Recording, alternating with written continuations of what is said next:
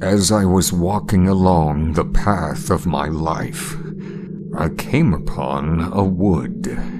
It was dark, and the trail quickly faded from my sight.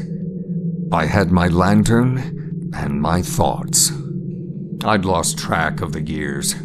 I've had less than some, more than others. Maybe too many. I was tired, but I hiked on, out of some sense of obligation. Left foot, right foot, left foot, right foot. The light of my lantern gave way to the light of the moon as I stumbled upon a clearing. The air was still, heavy, and wet as I lifted my head towards the face of the moon. And what do you have to say to me that I haven't already said to myself? Only the thoughts you walk away from. You walk away from the happy boy you were. You walk away from the laughter and the carefree songs you sang. You had everything. I had everything. And what do I have now? I waited, and minutes passed, but the clouds would not let her speak. I raised my light and stepped back into the woods. I walked faster, trying to get away. Even with my lantern, I stumbled over roots and rocks, struck low tree branches, and nearly twisted my ankle on uneven terrain. I reached out to a tree trunk to stop my fall. I felt it twist and warp underneath my hand. Not the first time you needed support. What did you say? A young man, lost, wandering. Not a habit you've learned to break.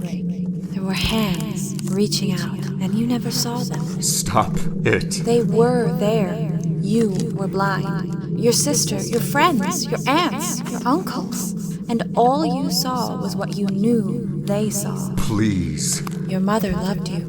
Cameron would have held your hand. No more. Your neighbor, Mr. Branberry, would have sat on his porch with you for hours just to hear how school was, and about the girl you had a crush on, and your hopes and your dreams. Stop. Too much information. God damn you. And you.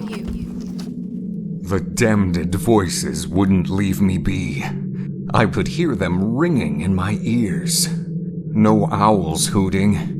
No crickets chirping, just those voices. I felt a great weariness start to overtake me as I trudged on. The sweat continued to pool in the small of my back, and I felt my mouth slowly turn to sandpaper. Then, a gentle sound of water trickling in the distance. My pace quickened. I got closer and glanced down, prepared to fall to my knees and bend in humble prayer, to cup my hands and dip them into the waiting coolness. But I stopped. This is not the place you should be. Not again. Every job you had, it made no difference whether you were there or not. A non-entity and of no use. How could you think that you are so significant that you would make any difference at all? I can't. Yours is a life with no footprints. Nothing to be seen when your time is done. But what if? You are a thought, fleeting, and someday you will be out of reach. Something that can't quite be recalled. And for that, the world shall not change at all. I walked on, with purpose I'd rarely felt. My hand found its way to my side. It's the thing that brought me here. I'd carried it for so long, felt it heavy in my pocket. I knew it was there, and wondered so often, is this the time? Is this the place?